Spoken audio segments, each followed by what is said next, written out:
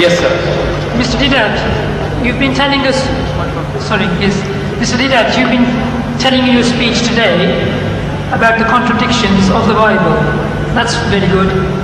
Secondly, you were saying about the fact that the Bible hasn't lived up to its contents. That's fine as well. That's one side of the story, but can you scientifically show some facts from the Quran to show that the Quran is a revelation from God, revelation from God, please? That would be ideal for the Muslims and the non-Muslim brothers. Yes. You see, there are so many things in the Quran which lends itself to scientific discoveries and proving of creation. For example, you see, if you meet one of these young men or learned people, those who say that there is no God, it's one of the answers to the previous question. Now it depends on the type of person that you are meeting. You can use the type of facts that you have at your disposal. You meet a man of learning, a doctor, a professor of astronomy, biology or whatever, and yet he says that there is no God. And when you ask him, according to his learning, the origin of this universe, how did this universe come into being?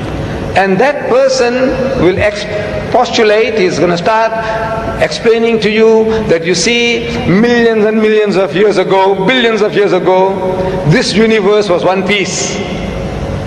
And there was a big bang. And out of that big bang, that explosion, this universe came into being and things started moving in space, and they have been ever since moving at a regular pace. So that type of a person, we might ask, he says, now, where did you get this idea from? When did you learn this about the Big Bang?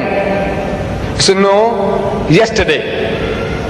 Because 50 years is yesterday in the history of man. 50 years is only like yesterday.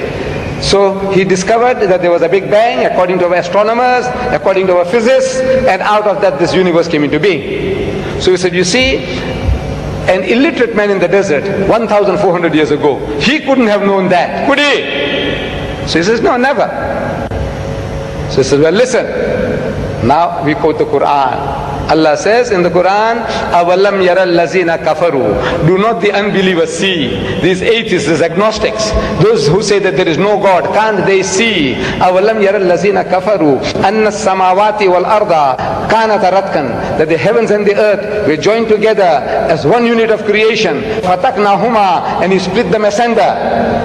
And the biologist, you ask him, where does life originate? He said, in the sea, in the water, in the mire. Where did you get that from?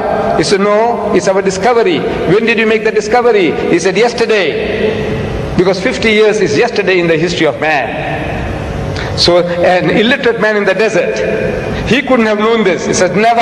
Well, listen.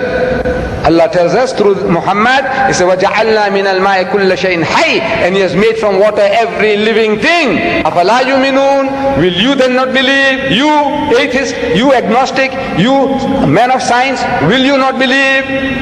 He said, look, where did Muhammad get all these ideas from? Plant life, animal life, vegetable life, every life, he says, has got pairs.